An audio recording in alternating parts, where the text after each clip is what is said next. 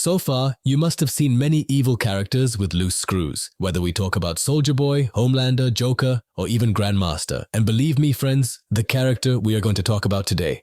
His madness is far greater than all these lunatic villains, and this character is the main man, Lobo. Whatever we are going to tell you about Lobo today, after knowing this, some of you will say that we have never seen a good Lobo in live action, while others may say, why are they bringing him in Supergirl in live action? He should have appeared a long time ago, because this single character can drive every superhero fan crazy. And those who don't know about Lobo's madness, let me tell you, whatever you expect from this character, Lobo is even more maniac than that. So without delay, let's begin. Lobo's origin is told in a very interesting way in the miniseries Lobo, The Last Zarnian, through a book called The Unauthorized Biography of Lobo.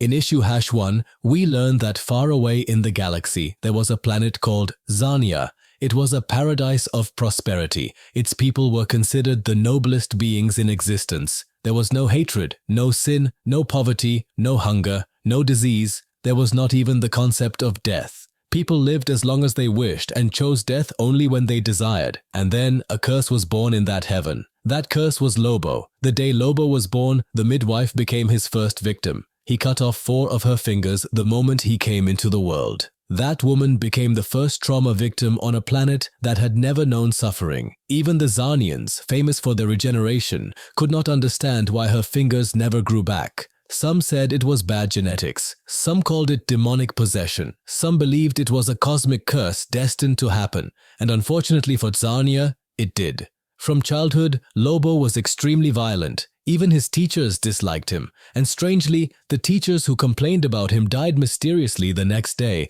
At just 5 years old, Lobo broke his principal's neck. The dying principal wrote, "Please invent police, punishment, and prisons." But Lobo didn't stop. He grew more violent. He hated everyone. He enjoyed cruelty, and the worse he became, the more he enjoyed it. Then came Zarnia's doomsday. In his teenage years, during biology class, Lobo created a microorganism. 117 microns in size. It entered the body, covered victims with black scales, caused lethal blood poisoning, and led to agonizing death. Worse still, victims became completely paralyzed instantly. No cure was possible. In moments, billions died. Bodies filled the cities, people suffocated, the stench of death covered the planet. And Lobo, he sat on a palace balcony with a glass of wine smiling as he watched it all.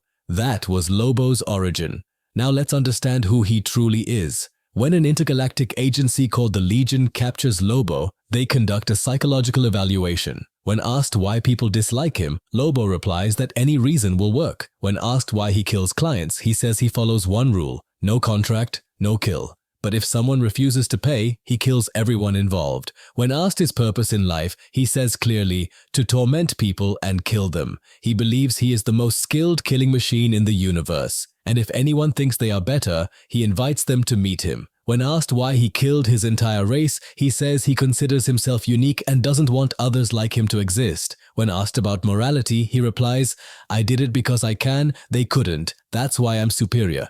But one thing remains constant. Lobo never breaks a contract. No matter how long it takes, he always fulfills his word. This is Lobo's personality. But issue #2 reveals something more. Lobo is extremely intelligent. He instantly analyzes opponents' weaknesses and plans his victory. As a hunter, he can track targets across galaxies. And here's something strange. Lobo hates everything related to goodness, democracy, equality, basic rights, compassion, everything. Now this next detail explains why Lobo under James Gunn could be incredible. In issue #4, it's revealed that Lobo loves heavy metal and rock music. At age 2, he killed his nanny and stole her radio. He even sent a song request to a pirate station, threatening to kill the DJ if they stopped playing his favorite song. That station is still playing that song today. Later, Lobo surgically implanted radio receivers into his brain so the music would play in his head 24/7.